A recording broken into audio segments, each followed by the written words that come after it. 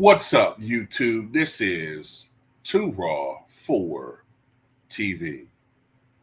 All right, so before I get into this video, I want to give a big shout out to the brother Brendan Olson for showing love. We had another donation to the channel via the Cash App. Man, salute to you for showing love to Too Raw for TV.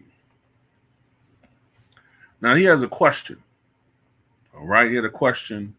And the question was, what if LeBron James, back in 2010, 8 years before he actually signed with the Lakers in 2018, what if he signed with the Los Angeles Lakers in 2010 and played with and played with Kobe Bean Bryant? Now, of course, these are scenarios that more than likely would not have happened and didn't happen. So this is just conjecture on my part. But this is what I have to say. Now, first of all, let me address the elephant in the room. The Lakers really wouldn't have had the cap space to sign this guy to a long-term deal. Okay. The only thing I can think of is because I think they had just signed Kobe either that year or somewhere around that time period. I think they signed him to a long-term deal that got bigger on the tail end of it, if I remember correctly. Or somewhere in that time frame they was getting ready to do that. After 2011, I don't, whatever the case. They had a lot of big contracts. You had Kobe, you had Pau Gasol. You had, I think, Metal World Pieces making good money and all those guys. So there wasn't a lot of money left over. So the only thing I can think of is the mid-level exception, which I think gives teams a limited time period to go over the cap space. I think like a year or so. So let's just say in this scenario, LeBron James signed for 1 year with the Los Angeles Lakers to win the championship. Okay, then afterwards, maybe he would go back to Cleveland or somewhere else. Maybe go to Miami, but just delay it a year. Okay, now I have a hard time seeing him do this because this would have definitely hurt his legacy. Historically, even if he did win a championship and maybe somehow worked out some deal where he took less money and made it up with endorsements or something, I don't know. Or they moved around some other players, Lamar Odom. I don't see him getting rid of Gasol, but Lamar Odom. Trying to think who else. Derek Fisher. They moved some of those guys, which would have been very unpopular. And I can't see Kobe letting them move Derek Fisher or Lamar Odom. So this is why it's a hard scenario for me to see this. But let's just say that he joins them. First of all, this is going to be the one guy that LeBron's going to play with that's not going to tolerate that diva shit. Okay? Kobe's not tolerating any of that diva bullshit with LeBron James. He's just not. He's not tolerating that shit. Okay?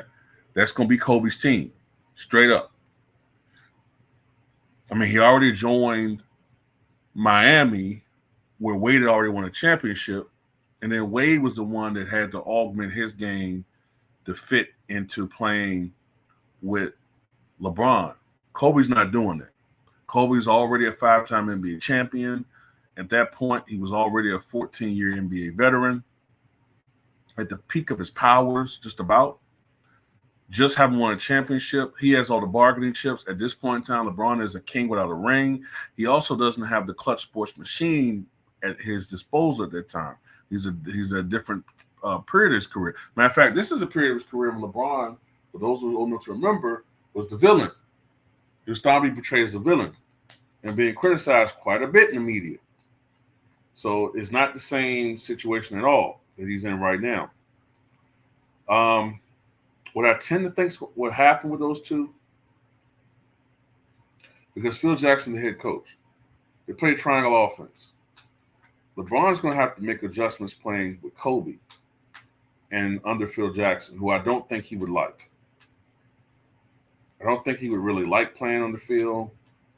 But ultimately, Kobe recognizing this is a great basketball player. I think they would make some concessions in the triangle.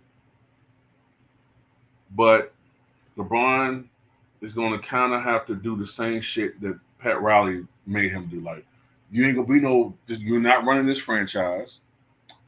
Your ass going to play defense. This ain't going to be no cult of personality around your motherfucking ass. And ultimately, you know what I'm saying, he's going to have to make adjustments. He's going to have to learn how to crash the boards. He's going to have to, you know what I'm saying, put the ego down a notch. Play defense. Some nights you have to sacrifice your stats for the betterment of the team. Ultimately, that would have made him a better player. You know? But Kobe's going to be that alpha. Ain't none of that shit gonna fly there, bro. So if he has the right attitude, he's gonna win a championship. But if he tries that diva shit and acts out and, you know what I'm saying, clash with the team and complain about how the ball's not in his hands and, you know, getting upset because his numbers went down, and that shit gonna affect his legacy. Especially if it's the perception at that time is that his selfishness is hurting the team. LeBron's whole legacy would be different. But I tend to think that he would try to fit in. Somehow they will make it work. You know what I'm saying? I think that he would probably be in their offense to point forward. Try to look at it almost like he's an upgrade of Scottie Pippen. I think that he would try to focus on defense. He wouldn't be the technical defensive juggernaut that Pippen was, but he does have size and strength on his hands. And I think he'll try to emulate himself after Scottie Pippen, try to be the improvement of Scottie Pippen. And I think with Pau Gasol, Pau would have to be more – I think Pau's scoring would go down. And I think Pau would be more of a jump shooter and more pushed out to the perimeter on offense to make room for LeBron to operate. I think he'd be more of a – remember, that's actually what happened to Pau Gasol at the end of his career anyway. He started becoming more of a three-point shooter. I think Pau would be more of a jump shooter, starting to become more of a three-point shooter. And, you know, but I don't think that'd be that big of an adjustment because it isn't like other guys were just, you know what I'm saying, slashing and all that. Now, I do think Lamar Odom would probably have to play the 4, I'm thinking. I'm thinking the lineup would be Gasol, Odom at 4, LeBron at the 3, Kobe at the 2, and maybe Derek Fisher at the 1. Fisher going to eat. Fisher going to be getting so many good looks shooting threes. You know what I'm saying? Lamar Odom, he's going to really take a hit as far as his scoring. If Gasol's scoring is going to go down, then Odom's really is going to go down.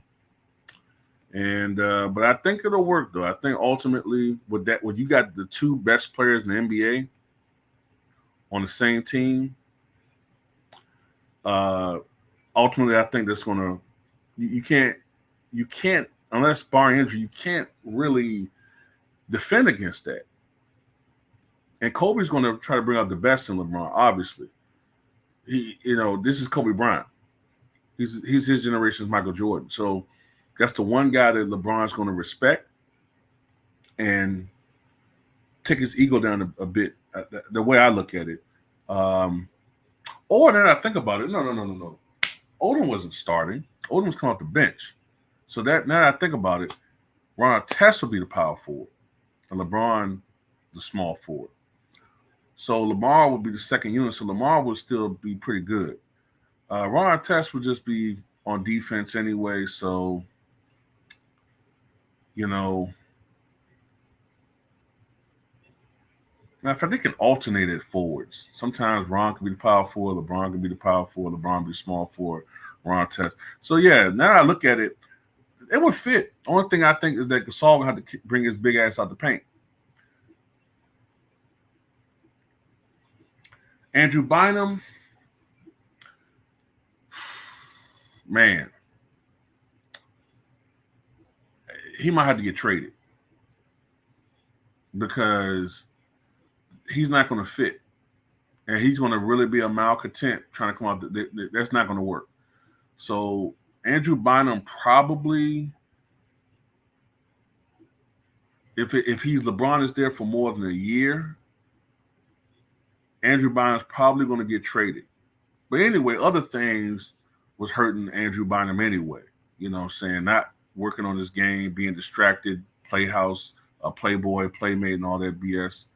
So that there's, I think that Bynum probably be the most expendable. Lamar Odom caught the bench, so I think he's good. This would definitely extend Kobe's career because, as we all know, Kobe had to do a lot more as the Lakers lost certain parts, and we all know what happened in 2013. He literally gave his body to the game. He literally wore himself out to the point where he tore his Achilles. If he's playing with LeBron somehow after 2010, 2011, if somehow they work things out financially where LeBron can stay longer, then that would extend Kobe's prime a little bit more in his career, maybe until he's 40 instead of 37, 38. And I think LeBron and Kobe will win more titles. And then ultimately, if they can win 2 more titles, they could squeeze 2 more titles, then that would give Kobe 7. And then that gives you much more legitimacy in Kobe being in the GOAT argument. Then, of course, if they're playing and winning, then perhaps Dirk never wins a championship. Wade is relegated to 1 ring. Chris Bosh doesn't win any championships. Jason Kidd doesn't win a championship as a player. So it impacts certain players' legacies. If Powell's still there, if he doesn't get traded, then Pau Gasol becomes a 3-time or 4-time champion. And if they're able to three-peat, that would give Phil Jackson 3 separate three-peats as a coach, which solidifies his standing as the GOAT as far as coaching. Because even though he has 11, sometimes I still want to give the nod to Red Auerbach. But then again, the argument for Phil Jackson is he won his championships in a more era with more parity, where with the Boston Celtics, they really didn't have much competition for a lot of them years. So, yeah, this situation would impact a lot of different players and their legacies. But ultimately, with Kobe Bryant, by LeBron joining him, it enhances his legacy.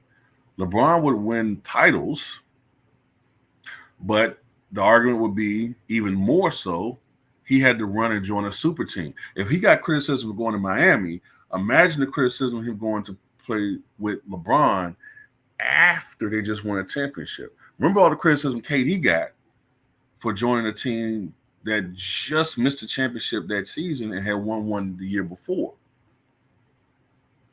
Imagine if LeBron in his prime joins the Lakers just after they won a championship. And the implication would be that the Celtics ran him out of Cleveland even more so than ever before.